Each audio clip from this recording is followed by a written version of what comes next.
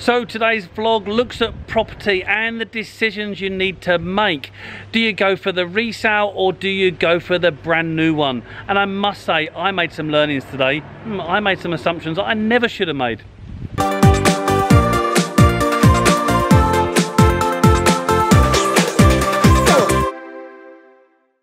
Okay, so you're going to show me two comparably priced properties. Yeah. One's a resale and one's brand new. That's right. Why would someone buy the older property? Okay, so the older property we're going to look at is a bigger plot. It has a bigger living area, it has a bigger swimming pool, it has a bigger garden, it has lots more greenery, but it's 10 years old. Okay, and surely most people would just want to buy a brand new every time, wouldn't they? Well, not necessarily for the points that I made just then. As you see, when we go around here, this is the brand new property, and the second one we're going to go to is the resale property. So hopefully from the video we'll be able to see the differences between the two. And actually the resale is a little bit more expensive as well. Okay. Anyway, let's go have a look, and you can prove me why someone would want to buy a resale. Okay. Sure.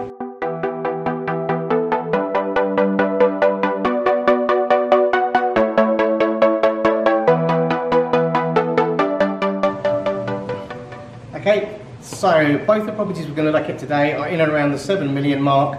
They're 1 kilometre apart. Okay, this is the brand new property we're going to look at first. It's 3 bedroom, 3 bathroom. The plot is 350 metres squared. The living area is 160 metres squared. It's available freehold in a Thai national's name, or the developer could give you leasehold. As you can see, brand new, fully furnished villa, very well finished and very well constructed. Okay, Scott, so I'm not an expert by any means on property in Thailand for a foreigner, but you mentioned earlier that you can buy freehold or leasehold, and I just don't get it. What's that mean? Okay, so freehold means that you own the land. So if you're married to a Thai, you can put the freehold in your Thai wife or husband's name. Okay, and then they own that land. If there's no Thai national involved in the purchase, developers here will do something called leasehold, where they give you a 30-year lease. Okay, and in Hua Hin they'll actually attach 2 extra leases to the 30-year lease, effectively giving you 90 years. You just have to renew the lease every 30 years.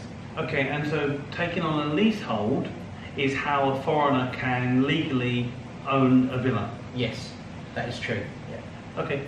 Okay.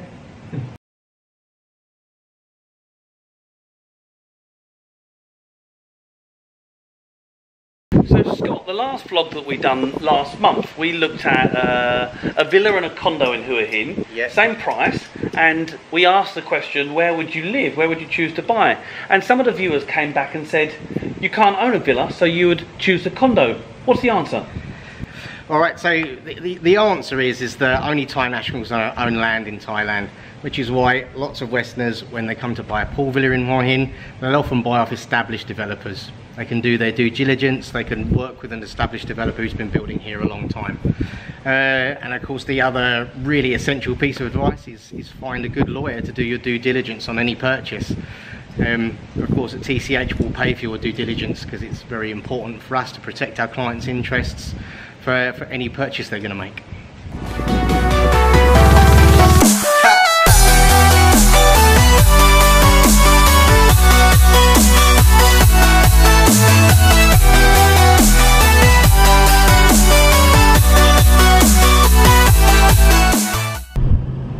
So one property down, one more to go, and on the drive there I wanted to run a few questions past Scott. So why do people choose Hua Hin to live? For many reasons. There's so many lovely restaurants in Hua Hin. We obviously have the sea, beaches, and one thing that we have that lots of places don't is a proximity to Bangkok as well. Maybe we also don't get like the crazy drinkers and stuff that you get in Pattaya. Yeah, where I used to live. Fond memories. Fond memories of hangovers.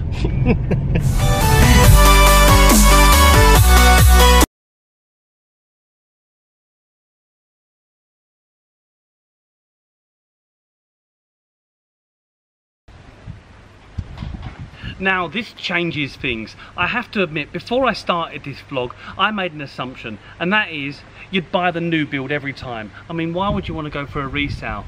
But this has taken me back. Look behind. What you'll see from this older property is lots of outside living area, nice vegetation, and it makes me think, if you're going to look at whether it should be a resale or a new build, you're asking the wrong question.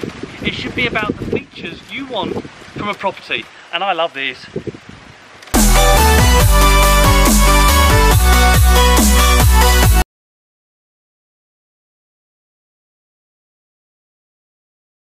So this is the second property we're going to be looking at today. This is the resale property, and this is 10 years old, this property. But as you can see behind me, it's a bigger plot. This is 660 square meters and the living area is 300. It's very open plan, and you've got a lot of terrace space on this property. It's 3 bedrooms, 2 bathrooms, so there's one less bathroom on this one. One other thing I think we should mention is the common fee and the maintenance fees.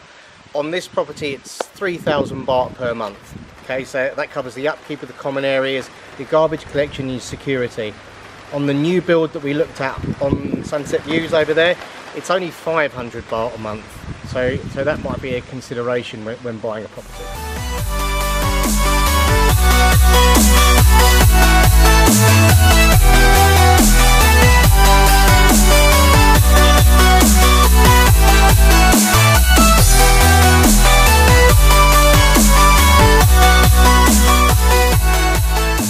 Okay, good day today, Scott. Yep. I certainly made some really important learnings. I thought it was an open shut case of you always buy the brand new property. Why wouldn't you? You're coming over here for the lifestyle, but that's not the case. What did we really see today?